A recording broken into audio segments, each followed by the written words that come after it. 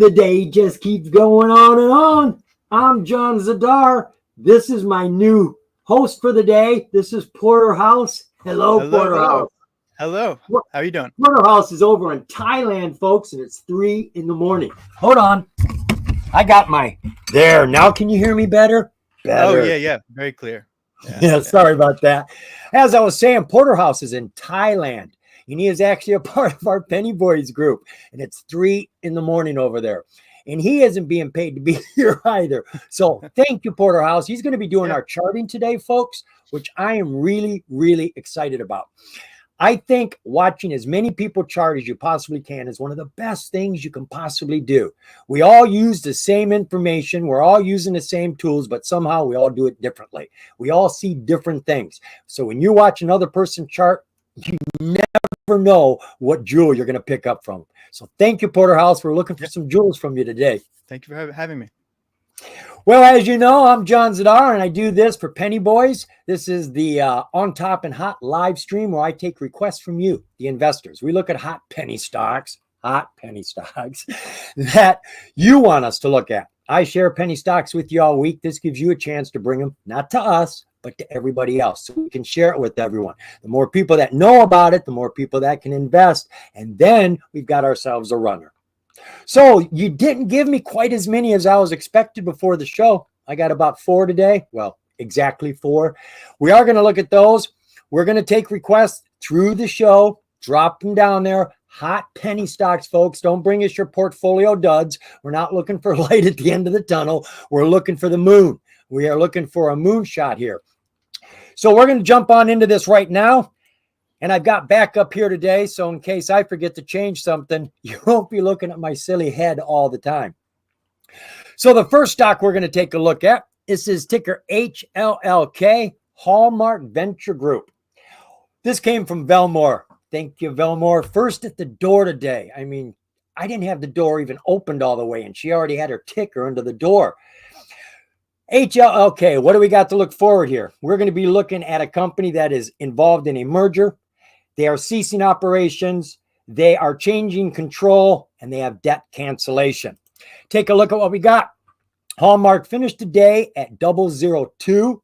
She was up 5.25% today, which means she bumped up 0001. That's how far she went. This is a hot penny stock on the OTC, bottom floor. She is on the pink. This is the riskiest tier, folks, because you don't get any validated information down here.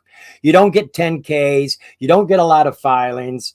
What you get are these two, verified profile and a transfer agent on this site. This is done by the OTC markets. It's part of their job to verify information for companies. So this is the best we get with most pinks.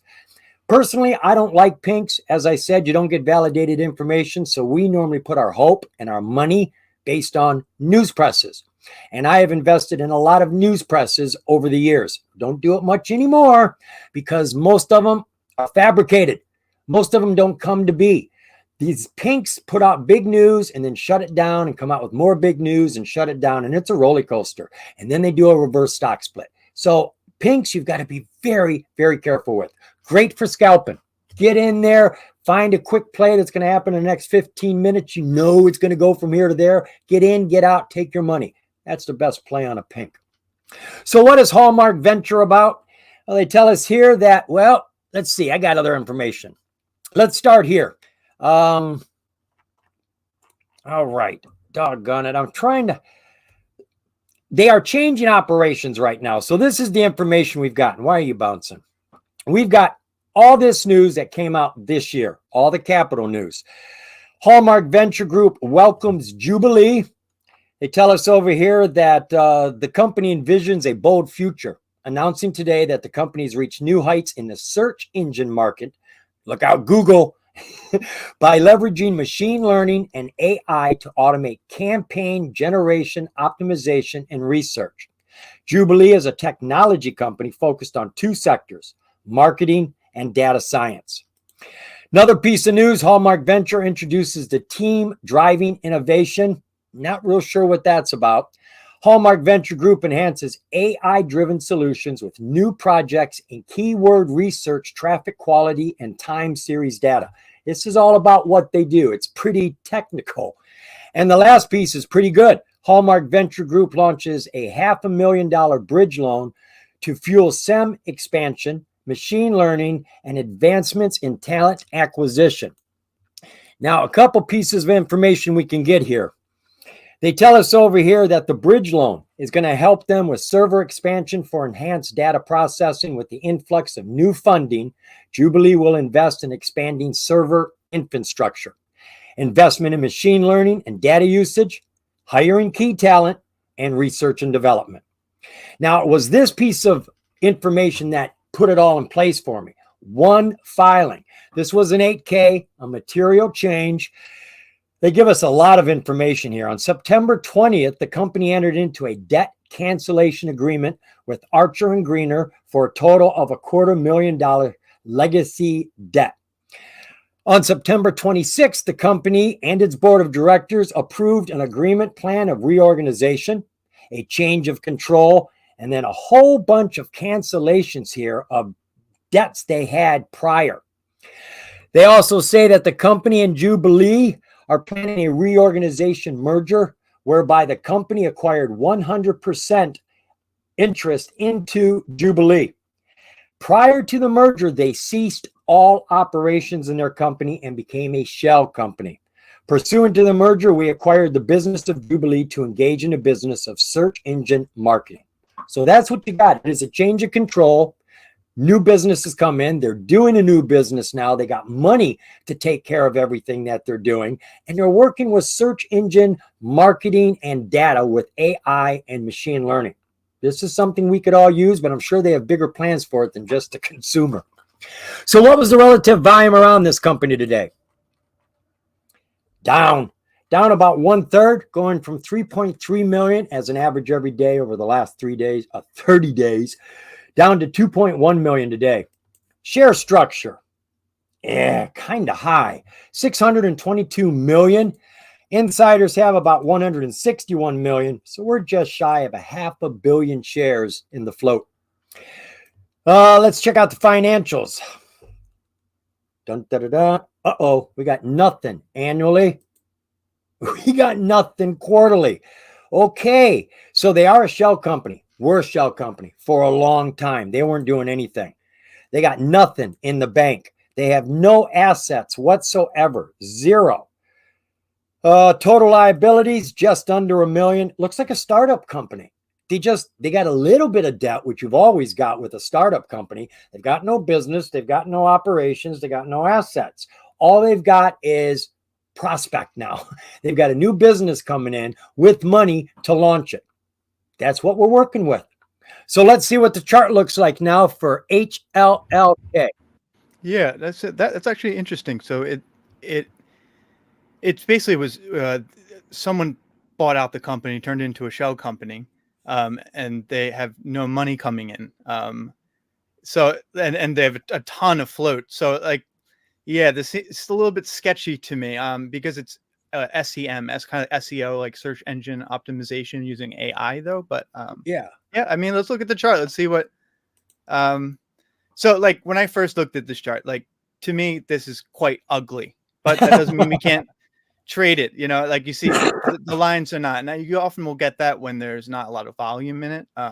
So with my strategy, I use a very similar strategy to the CEO, which is Big Quench. If you don't know, Penny Boys. We want to start on a high time frames. So we have weekly charts, daily charts. Like that's the minimum of I will start with. These are the big daddy levels. You go down to the hourly to 15-minute. To me, that's just noise. It doesn't matter. When you zoom out and when you look, actually, when you zoom into these main levels, that's when you're going to see where the big buyers step in. Where there's going to be a lot of price action. So here we're on the weekly chart. It's a little bit sloppy, but right around 002 is a nice base. And look, that's right where we closed today, it seems. And then right at the top, we have 0032. And it might look like a small range we're working with, but that's 55%. So let's go down to the daily. Right. Maybe look a little bit more clear here. Okay. So if you notice, that line at 002, that is when price has a very difficult time to move past it. But when it does go past it, we can look how many times has it gone within this range. Could have been traded for 55. This is 55% here. Over and over and over again. And over and over again. You see it came up, it closed under, it rejected. It came up, closed under, rejected. Over here, we closed, we went up and down. Now, if we go into the smaller time frames, we might be able to find a little place. Let's go down to the hourly chart here. Now, see, there's not much price action going on. Do you have the Heikin-Ashi bars? So maybe we can fill that in a bit.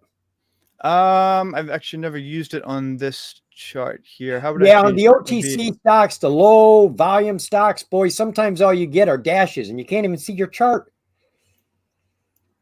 I was just wondering, sometimes it's just better for everybody to see what's going on because there's some big gaps in there. It's just a lot of bald areas. Yeah, let me see. I'm trying to see how to do a chart settings. I didn't mean to do that to you. My bad. Let's see. I should have done that before the show.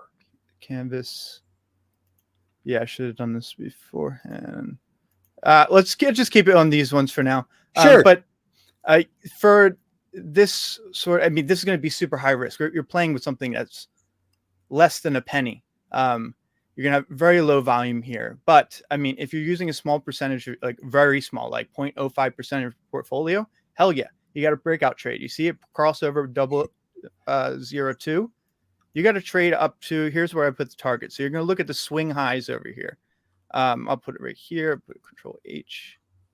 Let's see, Control H.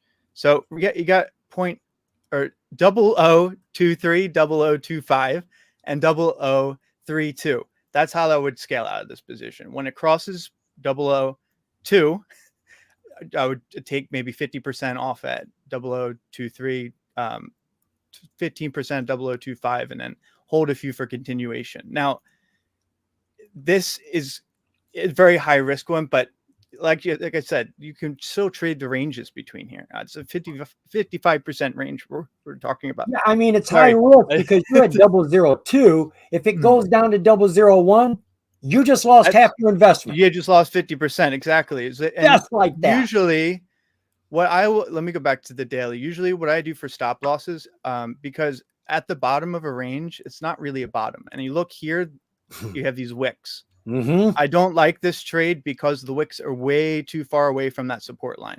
Yeah. It's not clean. Stop loss. What I would normally do is I would go right from the support here and try to go just below the lowest wick. But if you look like even here, that's still minus 20%.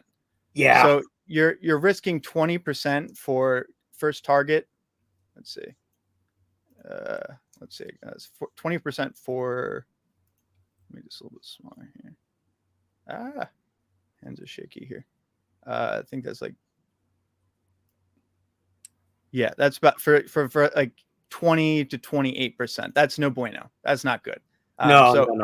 You could, that's what I'm saying. As a breakout trade, this is good. You can do it as long as you just keep your stop maybe right under, like, let's say 0.0019. So that would be a 5%, right? And then trade up to 0.023. Like, so what does our short chart look like there? Yeah, short term. That's exactly what I would say. So right now it looks like we closed. What did we close today at? Yeah, exactly right at 002. So if tomorrow morning you see we open up, so like if I go down to the smaller time frames, you're not going to see it as much. Actually, let's go down to the hourly, so you know exactly what it will look like. Yeah, so you're getting per day on the hourly. You're getting 1, 2, 3, 4. You're getting six hours here. You got 3 hours basically here on Monday. So it could look like this. Like that gap right here is pretty massive, right? Like in 1 hour, it ran 180%. For me, this I've said stay away from this. If it had a little bit more volume to it, if you had cleaner ranges where I added a clean support, where you know if it goes below that line, like the chances of it going Now, down if you're looking is at this good. for a Yeah. swing, that's an entirely different play. It's got a catalyst. It's on the ground. It's clean. It's a clean shell. They've got their money. So if you've got patience, this is a good buy zone down here, but you need to make sure that you're not buying everything at once that you want, because it could go down. And then you're going to feel bad if you don't have any more money to spend. But if you only bought 25% and it falls, celebrate. You get to buy some more at a cheaper price. So wait for your entries. Don't just buy everything at once because you like it. Buy smart, scale in. Now, I realize on the OTC that's tough because you got to pay for every transaction, but try to make it at least 2 buys, folks. You never know if the stock is going to fall. And if you're in it for a swing, anything can happen. Yeah. All right, let's move on to the next one. We are now looking at Toner. I think most of you are familiar with this one. She's been hot off and on for the last few weeks. This is TRNR. I have covered this before. I'm sure I have a video on it. This is Interactive Strength. This is brought to me by Underdog, another regular with a stock for me every single week. So with Toner, we're going to be looking at winning new customers for the company, opening up new places to do business, and a very, very low float. Toner finished today at 13, almost 14 cents, was up 3.2% today. She is a hot penny stock on the NASDAQ. Now, these major exchange penny stocks are a lot more fun to play with. There's a lot more volume and money on the major exchange. They're free to trade. You can buy in as often as you want, never have to pay. So you can scale in very brilliantly or scale out. You shouldn't be buying everything at once or selling everything at once. It's never an all or nothing decision in most cases. Sell some, buy some, sell some more, buy some more. Do it in stages, folks. Not to mention, there's a lot more rules up there. I know that sounds bad, but that's good for us. It keeps our investments safe. It keeps these companies honest. Most of the money I have lost has always been down at the OTC, primarily the pinks. The further up you come, the safer it gets. So Interactive Strength, this company deals with exercise equipment. Their primary product was this two-way mirror here. The two-way mirror has equipment that hooks up to the side of it. And when I say two-way, I mean you can look at it and it is a computer screen on the other side. So you can see what you need to see looking back at you. Your trainer, your menus. This will play music. It does all sorts of things. But what is really catching attention right now, not that one, is this guy, the Climb. The Climber is for your home or exercise places, and it's exactly what you see there. And it comes with the screen on it if you decide that you want it. Well, it's this that has been exploding around the world. I thought the mirror was going to be hot, but there are other companies that got the mirror. So looking at the information about this company, we're going all the way back here to September 5th. I want you to see how their business is exploding with the Climber and how it's going global. The company secures an exclusive distribution for Climber in Switzerland and Austria and receives initial order. September 12th, the company secures global vendor status with industry leader RSG Group for Climber. RSG. On the 24th, the company successfully passes EU compliance for Climber and will start fulfilling European and UK orders immediately. On the 26th, the company secures exclusive distribution for their product with PrimeFit, a fast-growing Indonesia, and already received second order in the third quarter. 1st of October, the company exhibits both the Climber and the 4Me mirror at MeFit Health and Fitness Summit in Dubai. On the 8th of October, the company enters the medical channel for the first time, exhibiting form at APTA Private Practice Annual Conference. And the piece of news that came out today that probably had it running, Interactive wins new customer for Climber with fast-growing 60-location Choose Fitnesses. Well, if they put one in every one, that's 60 of them right there. But they're probably going to want more than just one. No. All right. I found a 8K that had some interesting information in it. Let's see if there was just the one piece here. Yeah, okay. They tell us here that as previously disclosed on February of this year, The company entered into a credit agreement with vertical investors, and they were receiving a principal amount of almost $8 million. So they have got money coming in. They're expanding their business. They're getting into countries all around the world right now. And now they've got more attention on that mirror, that for me again in the medical. Now, I don't know if that's going to be for rehab and stuff. That would make sense to me. So let's take a look at our relative volume for TRNR. Boom! It exploded. We got like almost 400% increase in our volume, going from about 4.8 million to 16.7 million. Share structure. As I told you, it's a low float. I don't know what the float is, but it's not going to be any higher than the outstanding share count there at 4 million. Subtract what the insiders own, and that's going to give us our float. It's going to be really low, folks. And this is a solid company. Now, a low float means it's going to move fast when volume comes in because there's not enough shares. If they sell 12 million shares in one day, they have got to sell every share 3 times over in one day. But of course, not everybody's going to sell. So there's not going to all be out there. So now there's a supply and demand issue. This is when the stock runs, but it can fall just as fast as it rises. So they can be very volatile. Great to scalp. Market cap for the company. Wow, look at that. We're under $1 million. Financials. All right, this should be interesting. They've been growing at a steady clip here. They seem to be putting on about 300,000 every year, from 0 to 323, 681, 962. The problem is they haven't made a profit yet. They're losing lots and lots of money, millions of dollars, when they haven't even hit $1 million in revenue. Quarterlies, they're all over the place. We are at a high right now. Their last quarter, they were at $621,000, which is better than all the year before, but still, we're not making any profit. The only thing I can say is we've doubled what we did last quarter, and we've cut our losses down by 1/3. Okie dokie. Balance sheet. We've got about $156,000. Forgot to tell you to add 3 zeros to any of these numbers. So if I was confusing you, that's where I came up with these big numbers. We got 156,000 in the bank. We have about 38 million in total assets, just about 38 million in total liabilities. So we are just squeaking over into the equity zone with $413,000. So they are making revenues. We do have a little bit of stockholder equity. They have yet to make a profit. Hopefully that's going to change here. Disclosures. I think I already read it to you, but let's just see. That 8K was the one we just read. This one came out at the first of the month. Just looking at the headline here, unregistered sales of equity.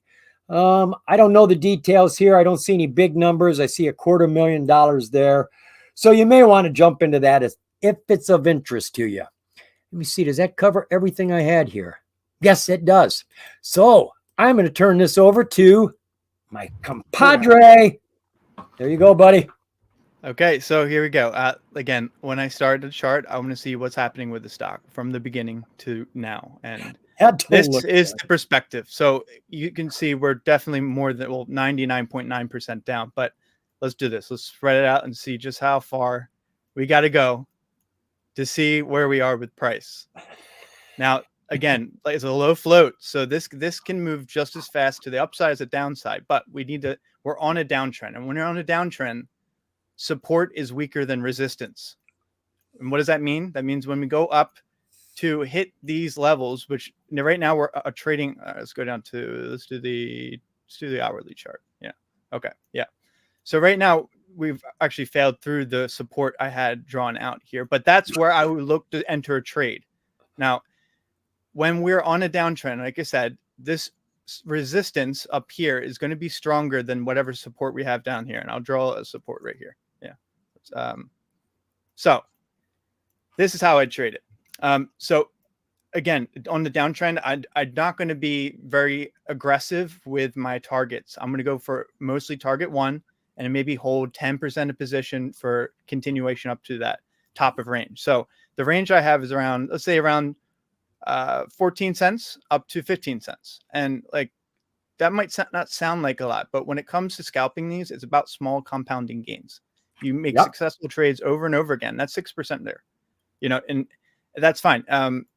So if I am going to trade this, this is what I would wait for. Obviously, we need to have a support hold here at say like 1330 here.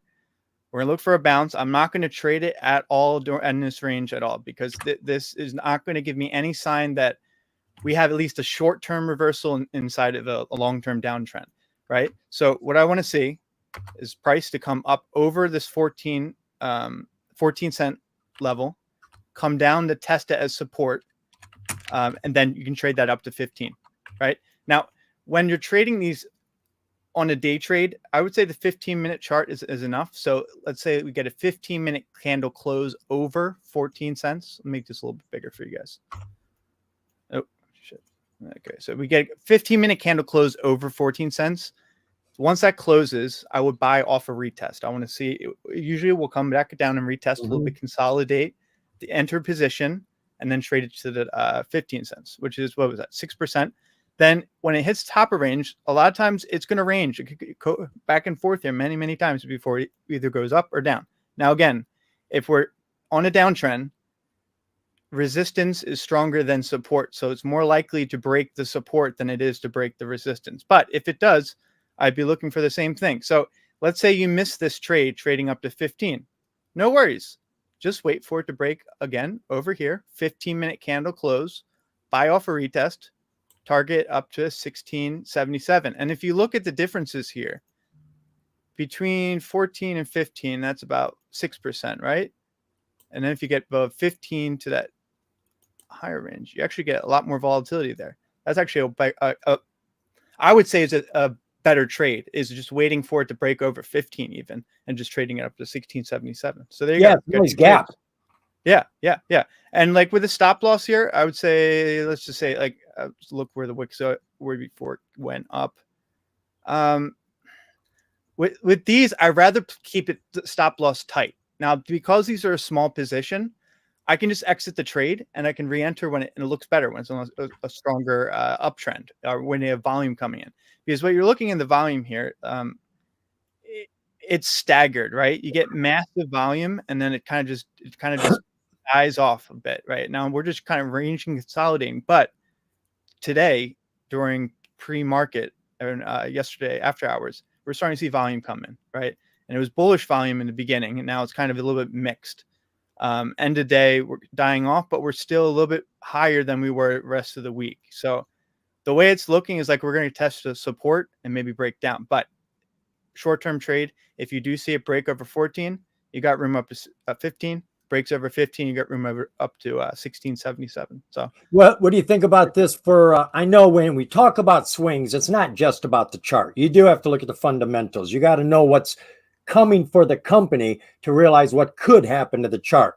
When we scalp, I don't know squat about the companies. I don't look at the fundamentals. I don't look at the news half the time. I'm just playing the chart.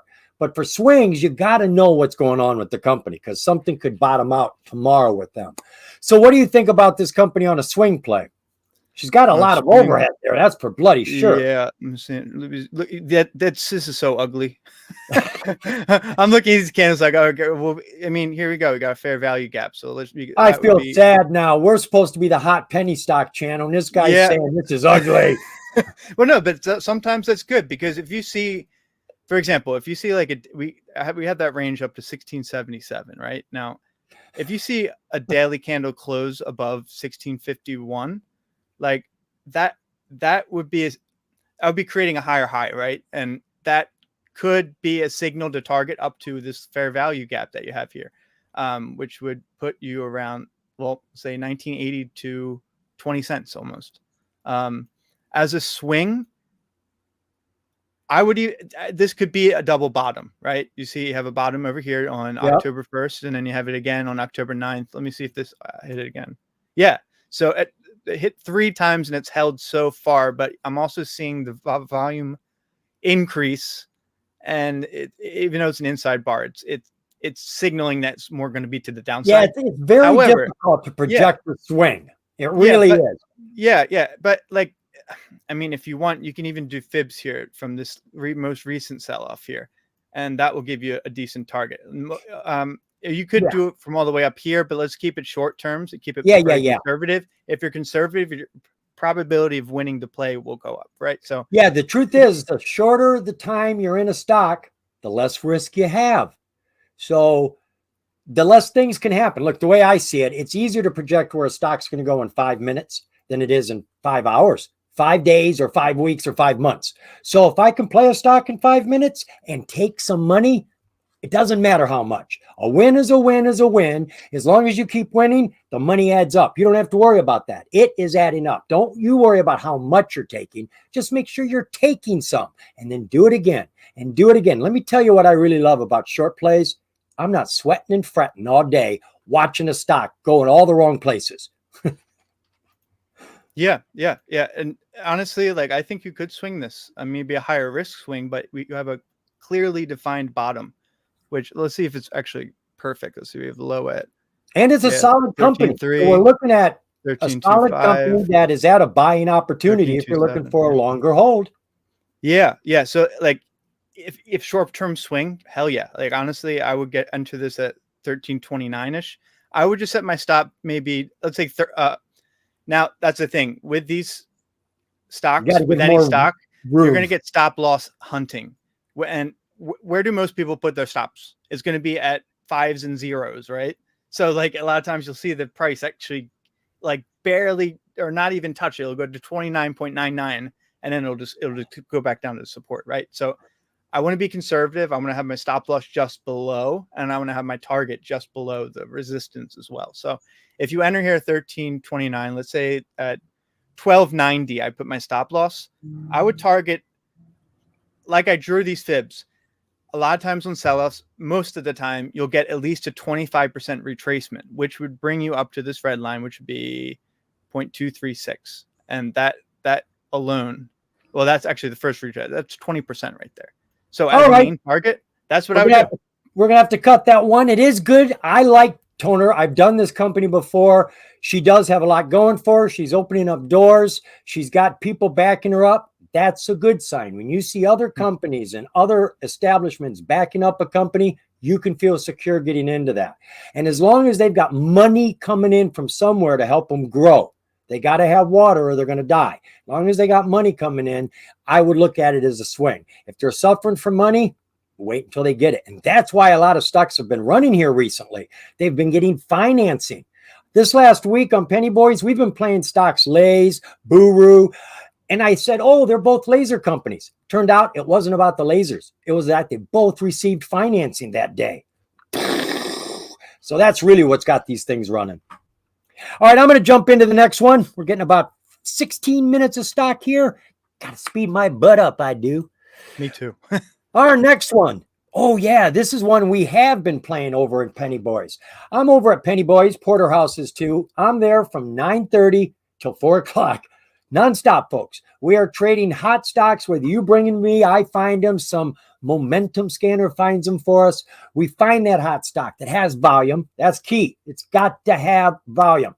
And it's on an uprise. We get our supports and resistances in there, and we start taking chunks of that cake. Just a chunk at a time. And if it comes back down, we take that same chunk again. Well, this is one of them we have been playing. BLMZ. This came from Mark Ryan, who came over to Discord a while ago and seems to be having fun over there. Thank you, Mark. Mark did give me a ticker earlier, but it didn't work out, so we changed it up. We're looking at Bloom Z Inc. Finished the day at $1.34, up 87% today, folks. She jumped 62.5 cents. Hot penny stock on the major exchange.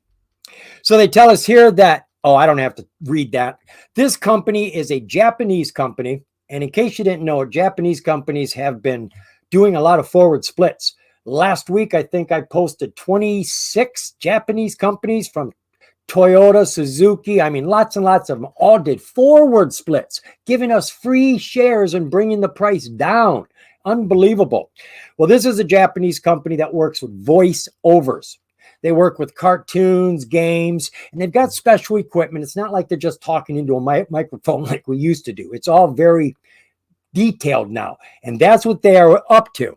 Now, let's see what we can get for information about what's going on. Right. All right, this company, They are in hot water right now, and that's what this news is about. They received a notification regarding their minimum market value. We are not talking about minimum bid price. We're talking about their market cap. They've got under 35 million, which is wrong. You got to have 35 million or above. If they don't fix this, they will go down to the OTC. They have until the time this came out, September 18th till March 11th of next year, to get that market cap up. Now, the way you get the market cap up is do one of two things: either push the price up or put more shares on the market. That's what you need, because it is the shares outstanding times the price that creates your market cap. The other piece of news we had here, Bloomsy is selected as the primary animation production contractor for an upcoming animation project. On October 9th, it was selected by the Animation Production Committee of Kashutai Magazan, an animation project scheduled to begin airing in 2025 as the primary animation production contractor. In addition to becoming the primary animation production contractor for the company, they also acquired the following rights: neighboring rights and ownership of the master recordings of the opening music, overseas rights, including theatrical distribution rights, television, video games, and all other rights overseas, and commercialization rights and digital content. So they've got a project. They're working with a very big animation company over there in Japan, and somehow they end up getting all of this. So they've got something going on here. You're probably going to want to dive into this and get some more details. All right, let us see here. Oh, yes, I had this saved over here. We'll get to that in just a sec. Looking at the relative volume, boom. Wow, like 9 times her normal volume, 900% increase, going from 8.6 million as a daily average over the last 30 days to over 80 million shares today. That's a lot of excitement. You can see why we were playing it. Volume is the key. If you don't put the gas on the car, you're not going to move forward. You need volume. That is your gas. Taking a look at the share structure. That's why I had this. They gave us no information here, and I had to dive around trying to find this. Well, I found it actually in a offering. What did I just say? They need more shares on the market. Well, I don't know how many it is, but they say here that they are ready to put some shares on the market, but everything's kind of left blank. But they do tell us that they are going to sell these shares at a price of 120% to the normal price. Now, we were looking at a stock today. I forget the one it was called. Oh, it was the one that we were going to look at instead of this one. EWTO. It put shares on the market today, but they sold them for cheaper. It was at $4.20, and they sold them for, what was it? $3.90 or something like that. Whatever it was, 42 down to 39 or something, but it fell really hard. This should lift the price because people are paying more for the shares than they're actually worth, but they don't tell us how many shares. However, I came here to tell you about the float, or at least the, where is it? I just saw it. It's yellow. Tell me when to stop. There it is. Ordinary share outstanding, 2.2 million. That is our entire outstanding share count, folks, which means our float is going to be less. The insiders own something. They're the same shares we own. So we've got a super duper low float of about 2 million here. And how many shares did we move today? I think it was 180 something, 80 million, and we have 2 million. So that means every share, oh my God, yeah. 40 times over those shares had to resell. Supply and demand. You think it's a short squeeze the way it starts running. Taking a look at the financials for this company, up and down. They were at about 800,000 3 years ago, jumped to 1 million, a little over 800,000 now, but the profit margins are increasing all the way along the way. 302,000 is what they got to keep. Quarterlies, we're not going to get them. Not to say they don't have them. This is the OTCmarkets.com, and sometimes there's a gap in information. That's why there's other sites to use. Take a look at the balance sheet for BLMZ. About 400,000 in the bank, 2.1 million in assets, only $500,000 in liabilities. So we are holding positive stockholder equity, 1.5 million. We do have some revenues coming in. We do have some profit. It's growing slowly, but it's growing. Disclosures, 6K. That came out about a week ago. Material agreement. Oh, we like this. The company has entered into an agreement with White Lion Capital pursuant to the purchase of 30. What? Wow.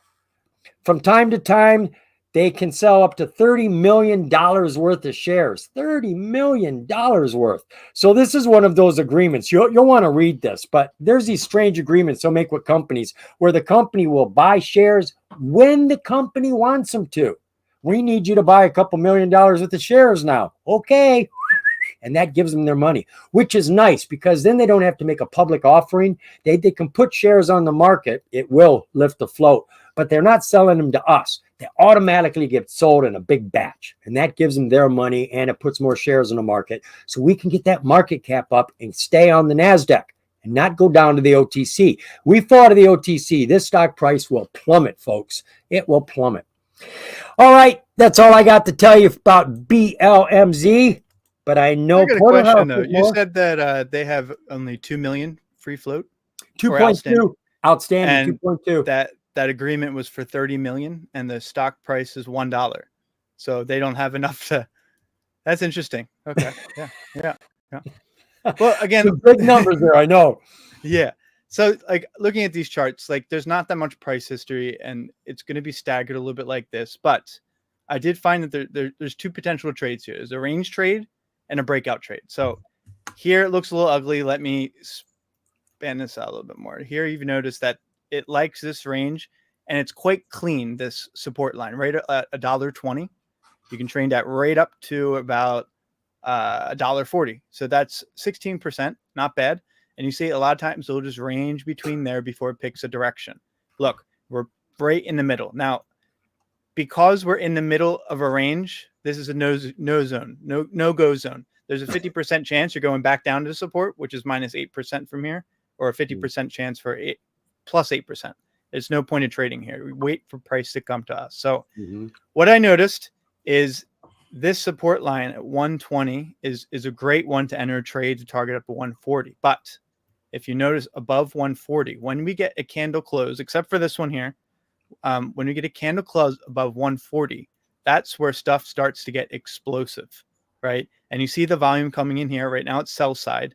And again, you see it's red on the sell side. But if you zoom into, let's say, the hourly, you can see what makes up that candle. So yeah, it is a lot of sell side volume coming in, but it's right at that 120 level. So as far as a range trade, and if you notice, this little box here is the fair value gap, is the daily fair value gap. So when you see a candle close above it, and then it comes down to retest that, which just so happens to be a very strong horizontal support, that's an entry level. So if you see that happen again tomorrow, that's a day trade right back up to 140, 60%. But if you see a daily close, if you're looking to swing it, close above let's say 140, 144, because it did wick up a bit over here before it collapsed.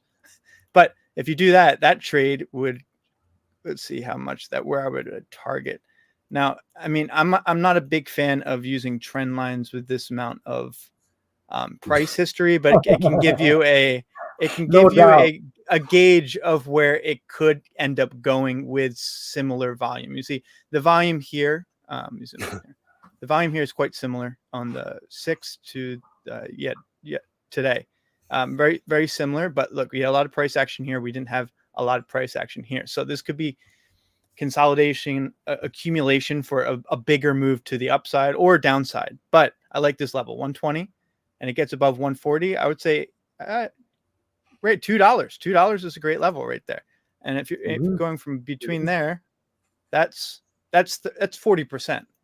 So, like, that's the thing. If you're focusing on the high time frame levels, that's because if you can just look at price history. How many times when it hit one level did it go to the other level? When you look at this zone between 140 and 2, price moves very, very quickly, right? When it gets above 1.2, or when it gets above 2, it moves even quicker and even further away.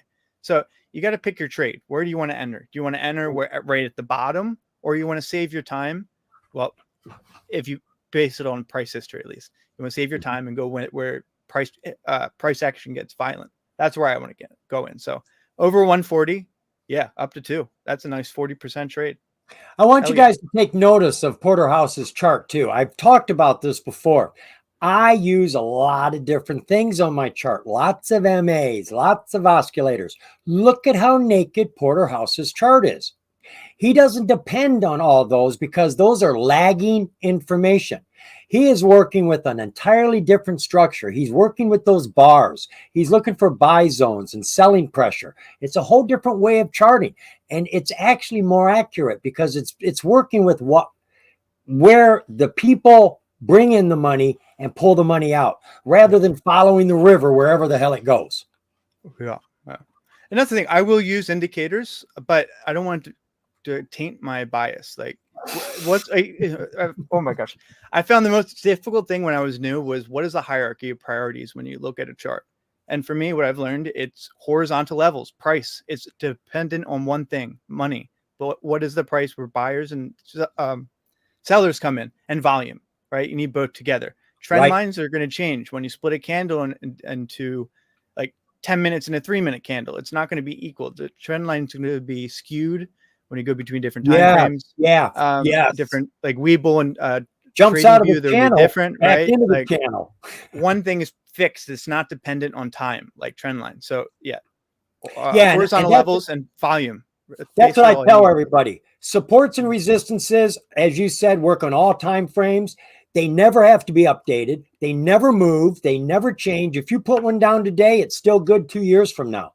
We may add some more, but we will never take a support or resistance away. Once it's on the board, it's there forever.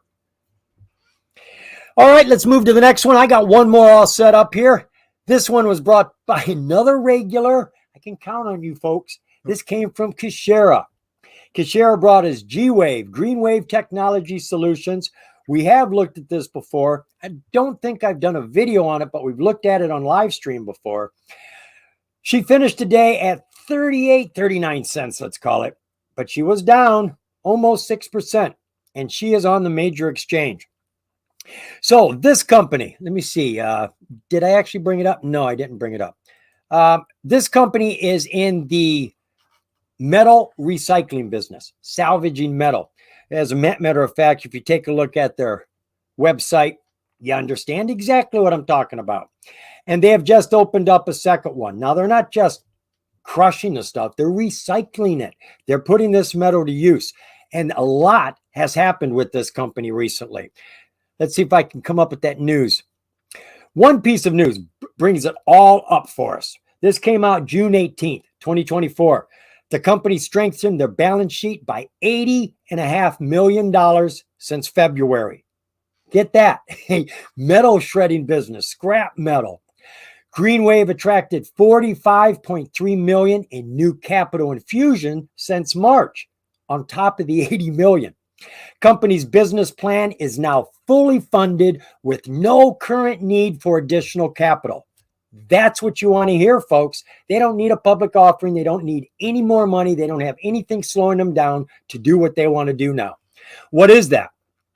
Green Wave Technology operates metal recycling facilities in Virginia, North Carolina, and Ohio. They announced today the completion of its recapitalization, significantly strengthening its balance sheet. They are on track to generate record revenues exceeding $40 million, driven by volume of steel and copper. Strengthened balance sheet by approximately $80.5 million, attracted $45 million in new capital infusions. Current cash balance, $26 million in the bank. Strongest cash position in the company's history. Business plan is now fully funded. No current need for additional capital. Company is in full compliance with the NASDAQ. We got no hot water here. Is that right? That ain't true. That ain't true. That was back in June. I knew that wasn't. I already done my homework. We're going to talk about that. They are underneath $1, and they have been under $1 for too long.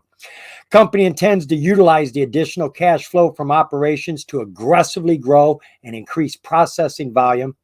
Anticipates starting operations of its second shredder this summer. They've probably already got that going.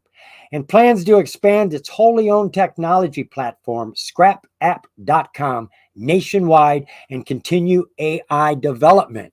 Imagine that. Scrap metal working with AI.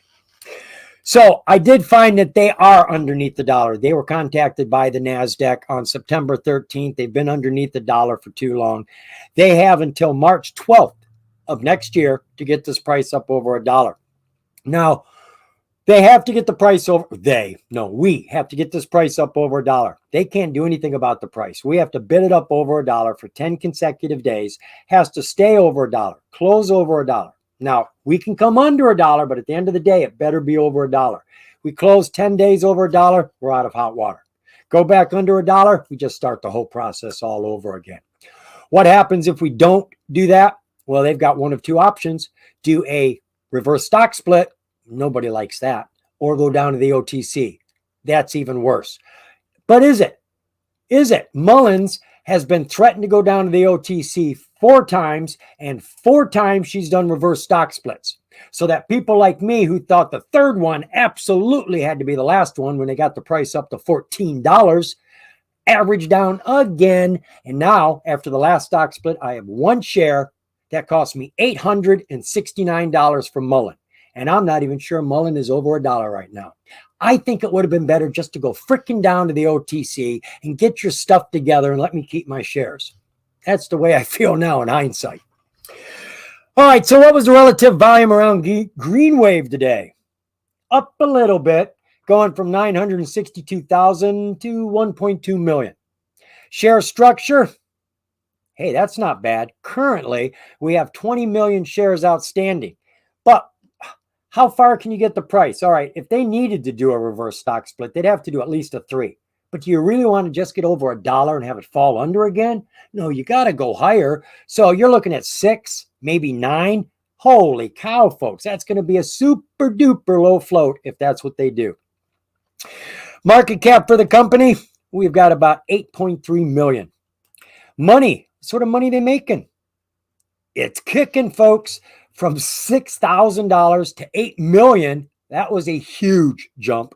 To 33 million, even a huger jump. Slowing down a wee bit now, 35 million, but they're pulling in strong profits. The profits are getting more and more, and they're fully funded. Let us not forget that. Quarterly, 98987. Oops.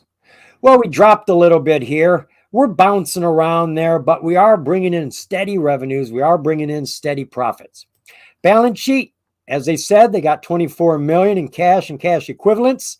We've got 74 million in total assets and only 18 million in liabilities. Look at that, folks. Who would have thought a scrapyard would have $56 million in stockholder equity? Making money, making profit, stockholder equity. And they're expanding, fully funded. I would not have taken a second look at a scrapyard had I not known all of this. Disclosures. We got an 8K way ago, but let's just see here. That's the one I just read you. So that's really what we've got going here, folks. It is all green lights for the company except for this hot water, but we've got quite a long time. And as day traders, if you're just looking for a probable run, it's coming off of a low spot, going to a strong support, grab that. We don't have to get in for long periods of time. And as a matter of fact, if you like the stock for a long hold, imagine Netflix. That thing you could have gotten, well, you did. You got rich if you got in early, and where it is now, you're rich. But you know, you'd be probably 10 times richer if you'd have played the bounces, got in every time it dropped and rode it up until it looked like it was weak again and got out. And I mean, it's the bounces that make you the money, folks. So staying in and letting your money be tied up, not making you any money, you can pull some out every day and go work with that money every day to make more money every day. All right, we're going to go take a look now at GWAV. We are going to Pottersville. Yeah. So of course, I have to start here just so we get the big look. It was not obviously $42,000 a share. That's tons of reverse splits. So, yes. But I still want to see the picture, right? I still want to, like, in my head, visually understand what's happening with this chart. So this is the value of the stock. It is this low now. But look, we do have some ranges. This is the weekly chart, okay? Now, this is a ridiculous price target, but I want to see that if you do see that's the thing. When you look at these higher time frame levels, if you were to see the price go above, let's say it's 72, that's ridiculous from this point, right? But Yeah. it could happen.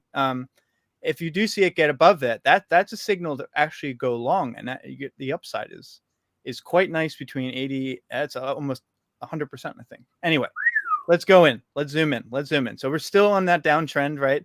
Where we haven't really confirmed to support, but look at all that volume. Now volume is decreasing, which can, if it's sell side volume and the volume's decreasing, think of like a car going downhill. When it starts to slow down right at the end, that's kind of like, that's a chance for you to hit the gas, right? Where you get the momentum to the upside, right? Yep. But if you're just hitting the gas all the way down the bottom of the hill, you're just going to crash right through that support, if that makes sense. So let's go down to the daily. I found some nice ranges here. Oh my gosh. Yeah, we got to keep doing this. My apologies. Here we go. We're going to spread this out. But look, you can, like, when you zoom in this much, look at that gap. So if you do get a big volume day and you see it's going to break about 56 cents, that's that. When price moves this quickly to the downside, you're going to have liquidity to the upside. It can move just as fast, and won't always, but it could.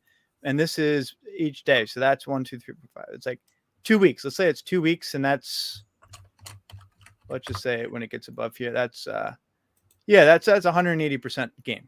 Now I wouldn't obviously target that. I would target like probably middle way up, and then, just see where we find support, hold some for continuation. But down here, we don't have a chance of getting there yet, but we do have a nice little range. So let's go down to the hourly. Hourly sounds good.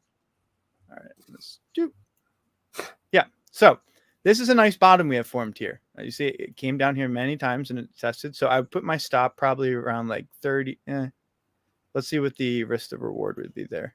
I don't want to risk much more than like, oh, that's not bad. Oh, that's nice. Look at that. That's about, let's say at 2.8% you're risking if you buy in at 38 cents. Right? Yeah. And then you're targeting to the upside. That's a nice mid-range level. The dashed green, when I have dashed, it means it's a weaker level. Green's a target. Gold is going to be a strong level, but it's also going to be a main pivot. So if you see it break over 42.50, that's where I would go heavier than at a position down here. So maybe I would add some at 38. I would sell at 40, which is 5.7%. Then sell some at 11. This is a perfect range trade where you buy at the bottom, sell at the top, rinse and repeat over and over and over again. Look how many times it happened like that. Now, again, we're on the downtrend. So nice. Resistance is stronger than support. So there is a strong chance that this support's going to fall out. But again, with the SEC filings, like they had to make it to $1, right? They may have splits. A lot of times with the news, when they have news of a reverse split, counterintuitively, you're going to have a run up sometimes as well, like right before it happens or right after. It's unpredictable, but you're going to get volume and liquidity at that time. Anyway, so again, about 38 to 42.50. That's perfect range trade over and over and over again. Stop loss, maybe like 36.90-ish. But if you are to see the price get, where's the brush? Yeah. If price does make it over here and say closes a daily, this would be a nice little breakout trade from 42.50 back up to 48.41. And if we zoom out a little bit, that would be creating you see, this is a downtrend. So we have lower high, lower low, lower high. Now we formed a bottom, but we're still making lower high. So we're consolidating, right? And if you start seeing volume starting to increase here, it means buyers are stepping in and it gets tighter and tighter and tighter. There's a big move coming, right? That's a signal before the move happens. Now, if you see it get above 42.50, that can run. And that's going to be, let's see. Honestly, I think it would be safe to play that up to, 54 cents was 27% there. So you have an 11% trade, you have a 30% trade, or a basically 40% trade if you bought Going the on my bottom. watch list. Yeah. I like that Yeah. setup. Like, look, you're like, that's that's what it is, folks. It's all about the risk to reward. I mean, if I am targeting that, let's say I'm not targeting that. Let's say I'm targeting 42 50. I'm risking 3% to make 12%. That's $4 to $1, which means I only have to win what, 2 trades to be in profit. Like, and if I'm going even higher than that, like 42% to 3% trade, that's whatever that math is, right? This is 14%, right? Or 14 to 1, $14 for one. I only have to win, Now we're talking. It's math. It's a game of math. You buy as close to support as you can. You target just under resistance. And Make folks, sure that your stop loss if is this tight. is confusing you, that's what Penny Boys is for. We expose you to how to trade, and if you're not getting it, there are groups out there, and we like to prove to you what we can do. Come on over to my free members page tomorrow. We do this all day. Set up these sort of trades all day and take those gains so you can actually see and play yourself. Make some money, learn how to do this. And the rest of what he's saying, that's what we teach. You can go beyond what I'm doing and get coaches, and you can get education. Whatever it is you want, we will help you. I promise you, folks. That's why we're here. That's why I've been doing this for so long. Oh, you made it bigger. God, does that look good? That's first 6%, but honestly, safe up here, it's basically 12 to 3, right? So that's you're making minus $1 for plus $4, and that would be my main target. Honestly, that's target 1, and then you take most of your money out. Like if you take out 50% there, whatever, or let's say you take out 75% there, so you lock in all that profit. Once you get above this level here, and you only have 25% of the shares, that 25%, when it gets to this target here, will be more profit than the 50% or 75% you took at the beginning. Like, you hear that, folks? When you get the runners, they run, and like the very few shares will actually give you more profit over time than that bulk of oh my gosh, bulk of a position. I had too much coffee at 3 a.m. I know you're multiplying this in your head. What makes this successful is you sell at your first target, regardless if it's a rocket stock going to the moon.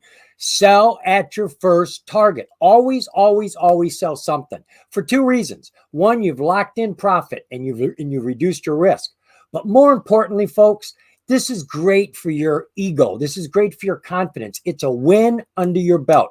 Go get another short trade. That's another win. At the end of the day, you've had 3 wins. You've pulled yourself in a few $100s. You lost $30, made a few hundred, and you had multiple wins. That's a damn good day. You can't win them all, but you control how much you lose and just keep winning. You can't lose if you're winning. It's not about how much you take. It's how often you take it. Go ahead and get greedy, but do it in small chunks. Small chunks. Yeah, I like that. I'm going to come back and watch this later. All right. We have covered all the stocks that we had up here. We're going to take a look at Sybil. It looks like we don't have a lot of stocks here to talk about, but that's okay. We are at 503 right now, and I've got some work here done for Sybil. Sybil, let us go back to the beginning. This is Cyberlux Corporation. Sybil, I don't know, remember when, maybe it was last year. She was hot for a while, but I haven't heard a whole lot about her here recently. Cyberlux, she finished today at 0084, down a little bit, 1.7%. She too is on the bottom floor of the OTC, the pink. She's got the validated information we're looking for. This is an American company out of North Carolina. Founded in 2000, Cyberlux Corporation is a defense industry technology solutions company comprised of 3 primary businesses: unmanned aircraft solutions, Datrin military communications, and special activities. UAS is a leader in advanced Group 1, 2, and 3 vertical takeoff and landing, VTOL drones, and fixed-wing technology. They deliver their products to leading first-person viewing and military UAS pilots on a global basis. Sounds pretty good to me. Let's see if our website here gives us a little insight. They're working with the military. I got to tell you, that's always a good thing. So we're going to have to get a little deeper. Let's see what we've got for information here.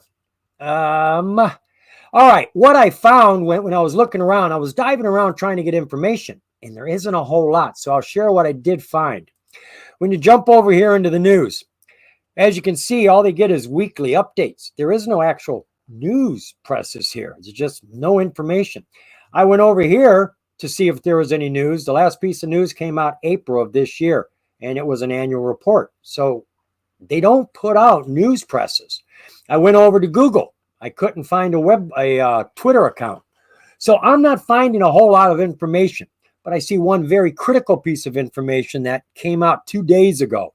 CyberLux gets the CE removed, and they are now back on the pink. CE is caveat emptor, buyer beware, skull and crossbones. You get a skull and crossbones up there. That's not the same as the expert market. The expert market is for people who are late on their financials. You get pulled off the market and thrown down into the timeout box until you get them caught up. You get them caught up, they put you back in the game. Not with CEs. CEs go dark. You don't get any information. You don't know what they did, what the problem is. You don't know if they're coming back, when they're coming back, and they start blacking off pages. You just can't even look at the company's information. They just won't let you because it's a concern that they don't want you to get hurt. Well, they're off of that. I don't know what the problem was, but they're now back onto the pink. I bet they don't tell us either. Most of the time, they're not going to give you too much information for why they got thrown off. Announces the OTC is back on the market. It has reflected this work among other places. Nope. They don't tell us anything here. And that's the problem, folks. This is all I've got. Even when I come over to their filings, I don't get any filings over here. That's 2011. And then you've got their financials. The best thing you can probably do is to dive into, not the attorney letter, the quarterly report right there. God, that's a little old. 829. And that's going to give you as much information as there is. That's all the information on the company, whether anybody else has anything or not. It will be in there from the very day they incorporated. So what was the relative volume around this? It's really up today. I mean, this is 2 days after being off of the CE. She's jumped from 10 million to 36 million shares. Share structure for Sybil is stupid. They got like 6 billion shares on the market, 7 billion authorized. So they got 1 billion more they can spend if they wanted to make a deal, or they could put them on the market. Now, we've got to be concerned here, folks. We're at 008. A lot of these OTC pinks, when they get up near a penny, they do a reverse stock split, but they wait. They wait until the stock has had 2 or 3 days of climbing near a penny, and then boom, they do it. Now, they got to give us a 5-day warning if they're going to do a reverse stock split, and they can only do it if it's been approved by the shareholders. So we have to have had a shareholder meetings and voted on it and approved it. Could have already happened. If you want to know, you could go through every 8K or 6K or whatever they got, or you could just go over to Google, put in the company's name and ticker and put reverse stock split, stockholder meeting. Bink. If they voted on it, it'll be there, and you'll see what they intend. But it could say 1 to 2 and 1 to 2,000. It could be anything. So I would expect right now, if this stock gets hot, if it starts moving on the charts, I'm looking for a reverse stock split. I know. Take it from a guy who's got experience. I got 68 stock splits, reverse, under my belt in the last 2 years. And it ain't fun, folks. Like I said, Mullins took all my shares, left me 1. And I think the stock is worth $1, and it cost me $869 now. That stinks. Market cap for the company, we're at 51 million. Financials, they were little over around about 8 to 5 million, but look at that. What a jump. 400% increase from 2022 to 2023, going from 5 million to 20 million, and it really jumped their profits up from 2.4 to 11, almost 12 million. The week, oh my God, look at that last quarter, folks. Not like that. That last quarter is explosive. She jumped to $52 million in 3 months, from 5 million to 52 million. Come on, folks. This is incredible. 33 million profit. She had 1.8 last quarter. Wow. Something is definitely going on, and we don't have any news. Balance sheet for the company. They only got about 600,000 in the bank, about 51, 52 million in assets. Liabilities are less. We got like 36 million. So we're holding positive stockholder equity of 15 million. Revenues have just exploded. Profits are growing very, very quickly right now. This is looking very good. Disclosures. We went through this already. Yeah, been there, done that. So I'm going to turn Sybil over. I think I gave him enough time to our buddy here, Porterhouse. Yeah. And let me get that out of there. There you go. Oh, my bad. Bink. Honestly, of all the charts that we've seen today, I like this one the most. I mean, yeah, when you zoom out, it looks horrid, but this is the monthly chart. This is the monthly chart. These levels are very, very, very strong. And look what you see here. When price gets above half a penny, Jesus. All right, I'm sorry. Oh, half a penny and goes to moving to a penny, it moves very, very quickly. There's not a lot of price history here where it ranged and there's supports in between. It just straight blasts. And if you notice here, this is a monthly fair value gap. If we close this month over half a penny, this is bullish. I'm bullish on this at least up to, let's say, 1 penny. And that's 100% move.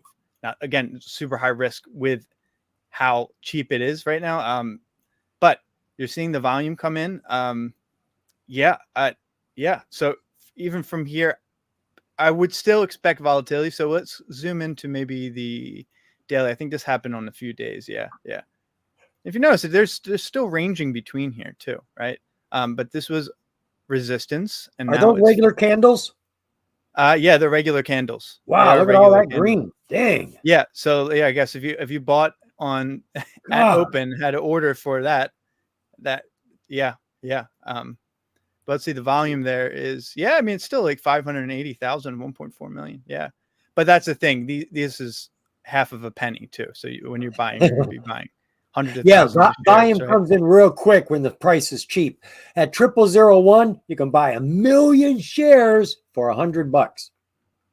Yeah. So this zone is liquidity. The price is going to move very quickly. So if you were to see a retest here of, say, 0055 or 005, I would enter position and I would target this midpoint. Oh, shoot. Control Z. Yeah, I would target this midpoint here. And that, I think, was about 50%. Yeah. So again, small position. I would just let's say I had like $1,000 account. This would be one I would throw like $10 at, because like $1,000, $10 is what? That's 1%, right? Now I'm risking 1% in position. Actually, no, let's do 20. Let's do $20. I'm going for 50% here for half of that, and then 100% for the second half. And honestly, I think it can happen. And how do I think it can happen? Just look at price history. When it comes over here, let's see back here. I bet you it did the same thing. We have a breakout, a close, a retest of support, a close over it. That is confirmation for upside. Let me zoom in here. This is the range trading breakout strategy. Yeah. Breakout, close, retest, close. Now you see it's ranging here. Like, so this would be not confirmation, right? Closed underneath. So no, I'll wait for it to close over, closed over. Then it retested and closed over. That's confirmation. Look, we just kind of stayed at same level. Now we might have wicked up and down a little bit, but we closed here. That's confirmation upside for this entire gap all the way up for 100%. So whoa. Yeah, that's what I'm saying. Well, and these are monthly levels. These are not these BS 15-minute hourly candles. Like, for me, that's noise. I don't care about it. When you zoom out, you can just do the probability of what's happened in history. What are the big ranges, and you can find a probability like 5 out of 5 times where it's hit here and closed over here, it's went there. And honestly, so basically, your strategy is to use the long charts to plan your trades, and you use the short charts to actually get in and get out at the right time. Exactly. Yeah. Even scalps, I'll wait for it to come to a monthly level, because I know that's where violence is going to come in. Like, when it makes the chart so much more clean when you zoom out. Like, even this chart, like you see, this is the daily chart. When you go to the weekly, I mean, it's still a little bit sloppy, but let's zoom in and say it looks a little bit cleaner, right? Now, if I go to the monthly, it's going to be even more clean.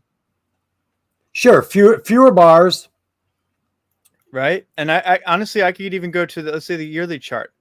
And look, you can get some clean levels there to work with. Like, look that. Oh, well, that's probably, well, yeah, Little bulky, that's a little bottom bulky. of as low as you go.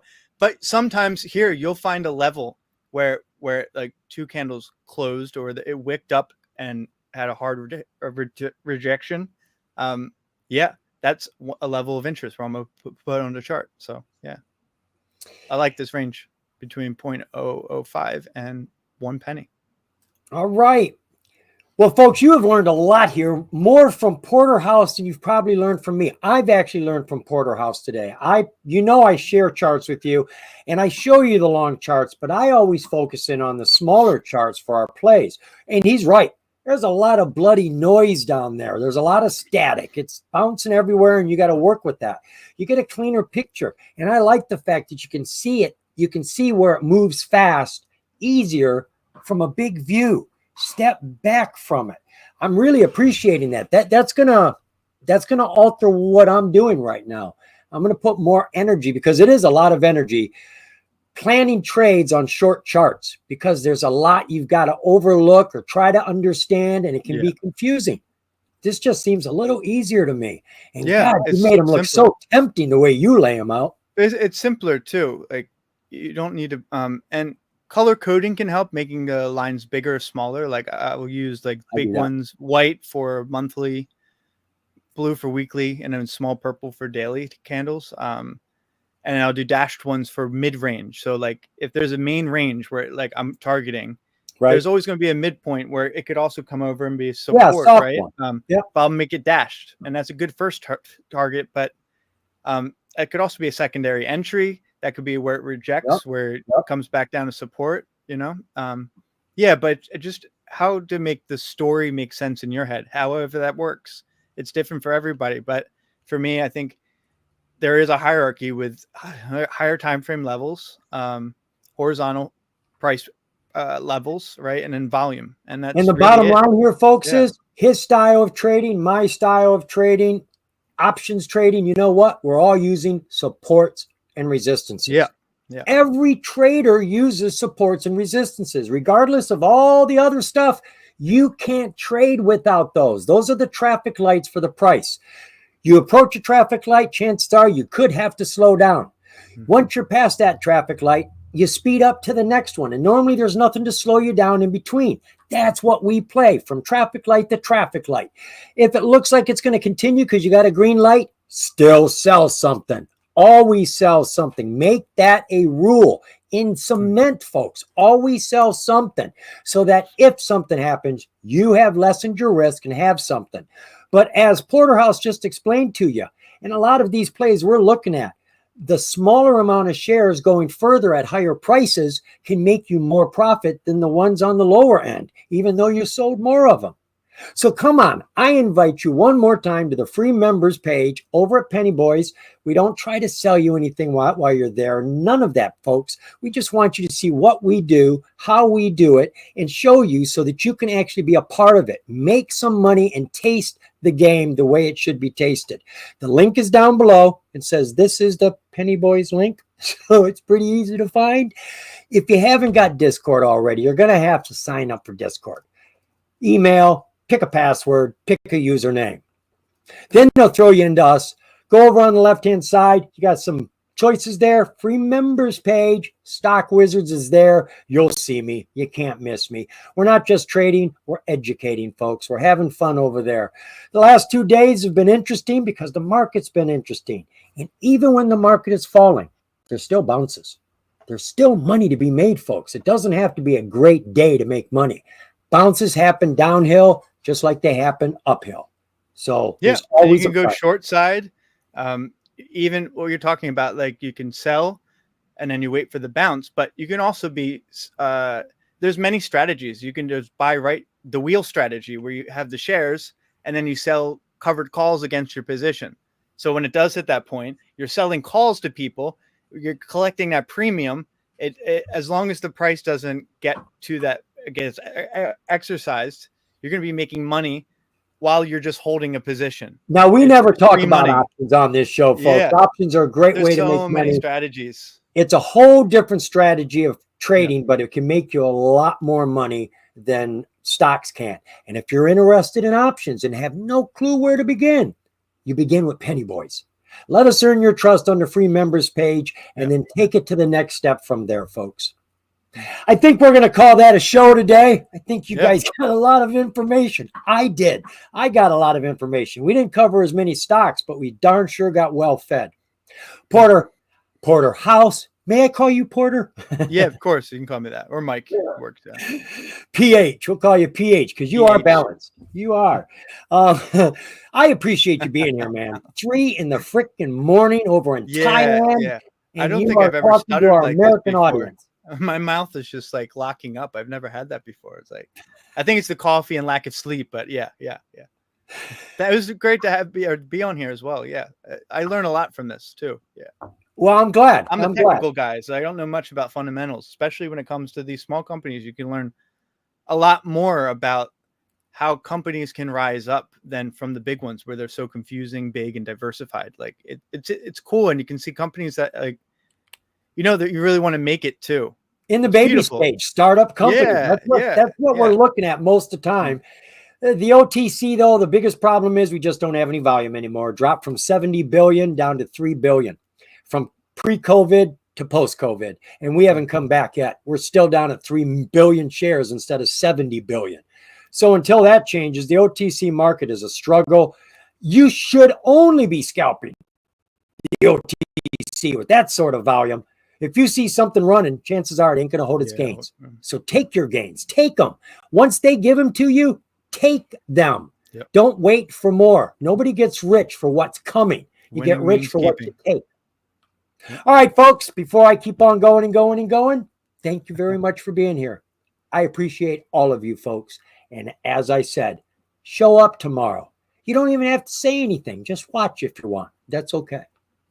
We'll see you next week. And I do believe Taylor will be back next week. And we can fill you in on what the heck's been going on for the last 9 months.